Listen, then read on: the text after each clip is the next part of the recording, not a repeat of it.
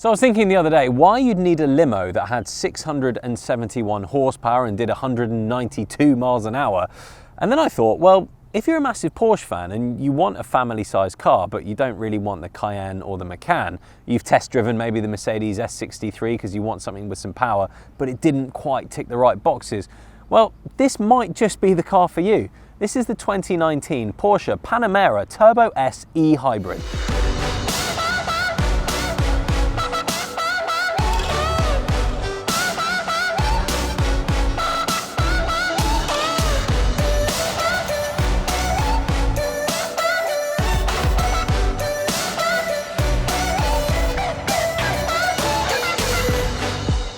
So here it is, the Porsche Panamera Turbo S e-Hybrid. It's quite a long name, it's nearly as long as the car.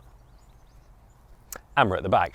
The Panamera has been around in Porsche's range since 2010, but when it first came out, I think it's safe to agree that it was a slight ugly duckling. But in 2014, it got a huge facelift on the interior and the exterior, and I think you'll have to agree now, it's pretty stunning. Let's look at the back to begin with. So the Panamera comes in two different flavors, both of which are four-door hatchbacks technically, but on one of them you get this awesome shooting brake kind of back to it, which is the Sport Turismo. This one isn't the Sport Turismo, but what you don't get on the Sport Turismo is this. This is Porsche's active spoiler that they put on the back of the Panamera, and I think it is unbelievable. The way it deploys is just beautiful. And it looks stunning when it's out as well.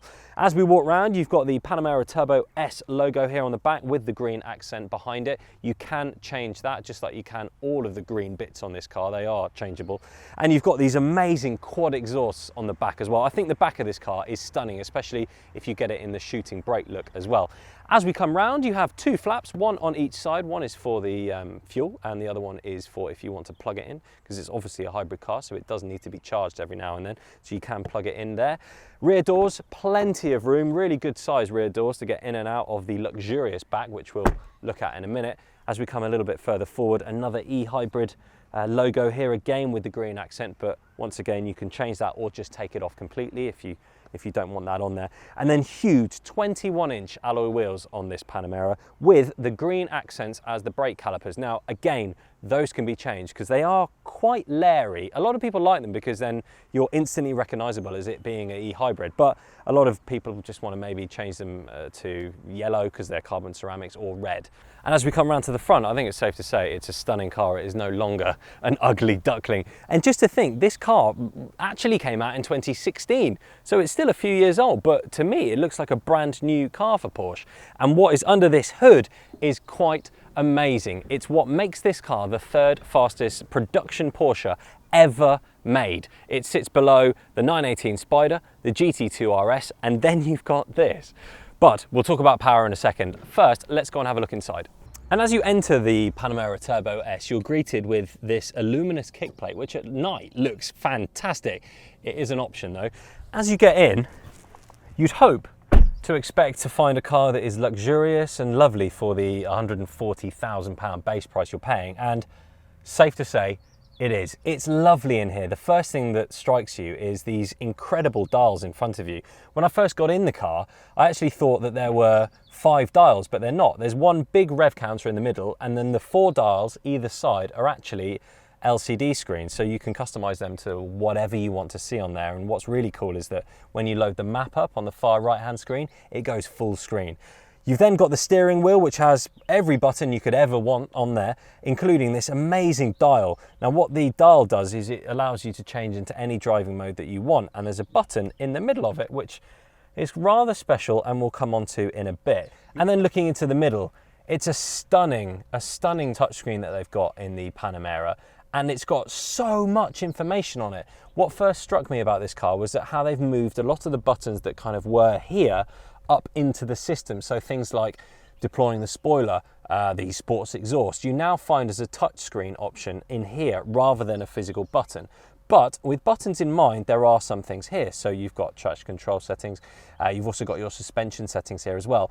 And what's quite cool is when you touch them, you get this awesome like, it's called haptic feedback. So it feels like you're actually physically pushing a button. It's quite nice, and it has this little sound just to let you know you've pushed it. I like that a lot, Porsche, well done.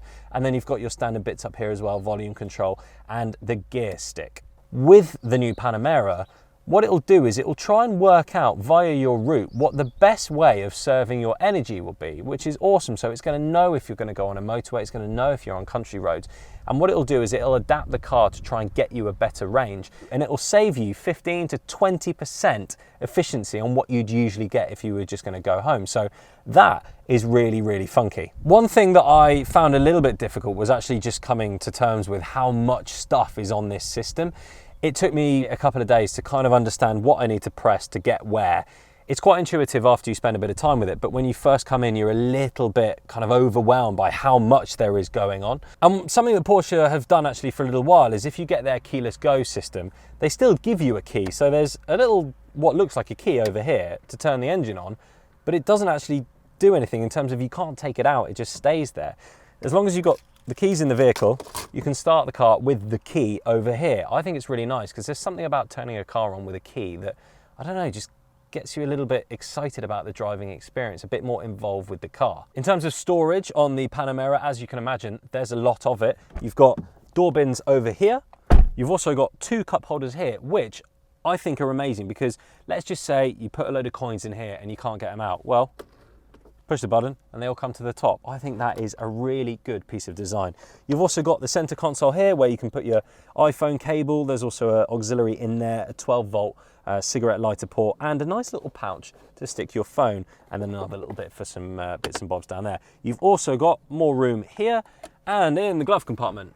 Plenty of room in there. Basically, usually fill it up with the service book. And I love this carbon fibre up here, which is an optional extra. And of course, as always, we will do our in the headlights optional extra piece very soon. Shall we go and have a look in the back? And it's rather a nice place to be in the back. What's quite cool about this car is it feels very much like the front, and that is because in the non-shooting brake version, the non-Sport Turismo, you basically get a mirror image of the front. So you've got the same seats and they're adjustable as well. So you can basically play around with that and get really, really comfy. What I found in the rear of this is just phenomenal. I can't believe that they bring all of this back to the passengers in the rear as well. So the passengers get full control over the sound system if they want to, you know, play some MP3s or they choose the DAB digital radio station. It's all down here, which is amazing. So is all the climate controls and your heated and vented rear seats as well, which I think is great. And this cool little privacy panel at the back, which I thought was quite nice. What is a bit weird though is obviously if the passengers can change all of the entertainment system, if you've got kids, you might want to turn that off. But what is cool is that there's little slots in the back here, and you can, for an additional price, buy some 2 big screens that go in the back, slots straight in, and the kids can watch whatever they want, like SpongeBob SquarePants or whatever. Kids still watch that? You've also got 2 small bins in front of you, which are great for papers, and in the side, somewhere small as well, maybe to put a bottle of water or something like that.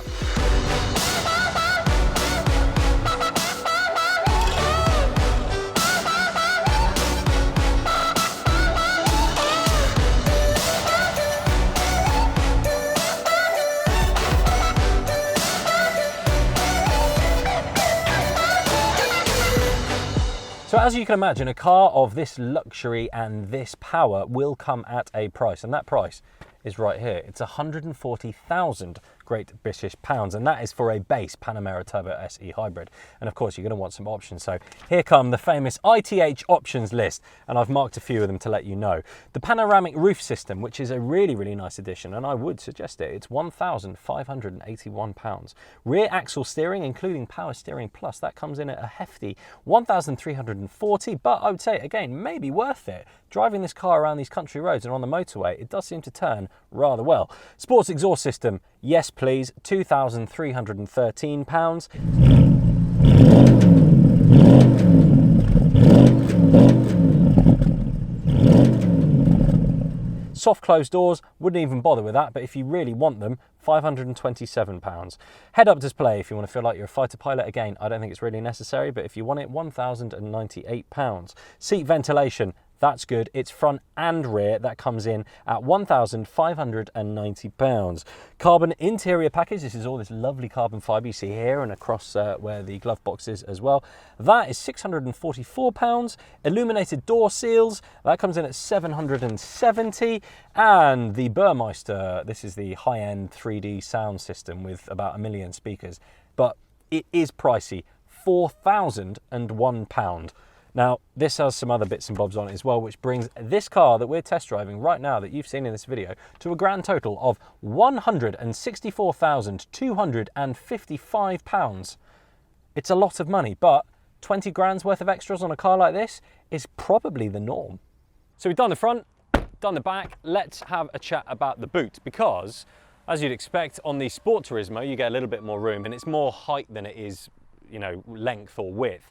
But it's a 408 litre boot, so it's a large boot, and with our ITH camera test in terms of how much camera kit can we fit in, plenty. We're never going to fill it up with just the kit that we have. But quick mention, if you are going to be carrying around the cables to charge this thing, that does take up a little bit of room. Saying that, you'll get 2 big size suitcases in there and probably room for a third as well, and you've got the nice privacy curtain up there. But this car is all about how it drives. With this huge amount of horsepower they've managed to get in with the electric motor and this incredible engine, which we'll talk about in a second, let's go and take it for a drive. The best way to describe this car is it's like Bruce Banner and the Hulk. You stick it in E mode and it's very much Banner, but you twist this little knob down here and put it in Sports Plus, and all of a sudden it starts going smash, smash everywhere. Now this car is powered by 2 things, one of which is a 4-litre V8 petrol engine which produces 542 horsepower. Couple that up with 134 horsepower electric engine and you've got 671 horsepower. I mean, if you're good at maths, you'll know it's a little bit more than 671, but you lose a little bit in the conversion of energy to power. So 671 horsepower in this Panamera. Now, it's also got 850 Newton meters of torque. That is a huge amount. It pulls like a train. The only other thing I've been in that drives quite like this in terms of pure acceleration is a Tesla, and that's pure electric. You get the best of both worlds with this. Now there's a very special button in this car, and it's down here on the little Manatino switch where you change it from Sport to Sport Plus to Hybrid to electric mode. And it's the button in the middle. If you push this, you get what's called Sports Response.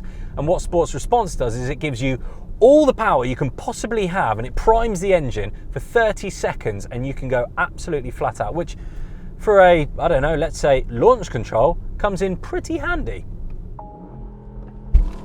Oh my.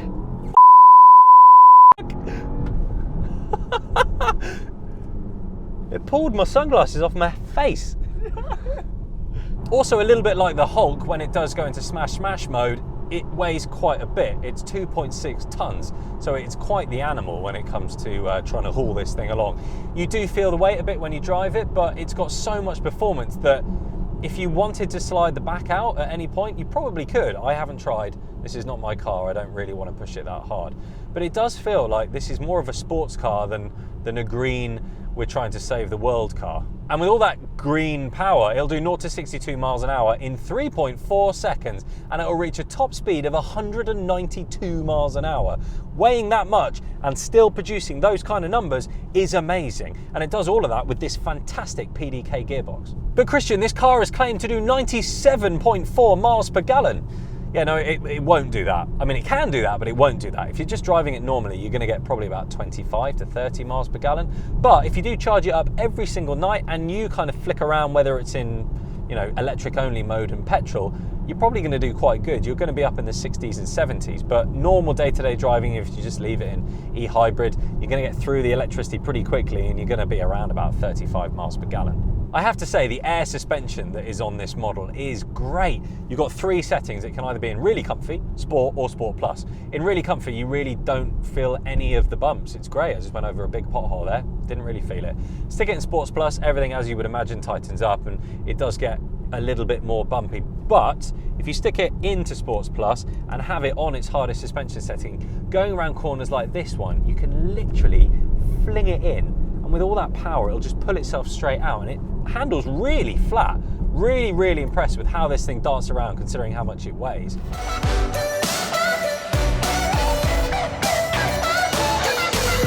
Would I buy one? Yeah, I'd probably think about it. If I was in the market for something like this, maybe I've got a couple of kids and I want something a bit practical, but I also want that power. Maybe I test driven a few Teslas and I was like, this is incredible, but I don't really want to go full electric. Then this is probably a car you want to get behind the wheel of and just see how it feels. In terms of how it drives, it is absolutely fantastic. whether you want to go for something like this or maybe an S63 or an E63, especially with the S63 Mercedes, you know, you're pushing out the same power as this. But the only problem with that car is I do feel like with that Mercedes, you want to be driven around in it rather than driving it. Whereas with this, sitting behind with the head-up display and the sports response button, you really do feel like a fighter pilot. Please do give this video a thumbs up. Make sure you check out some of the other videos we've got on the ITH channel, and hopefully we'll see you again soon. Bye for now.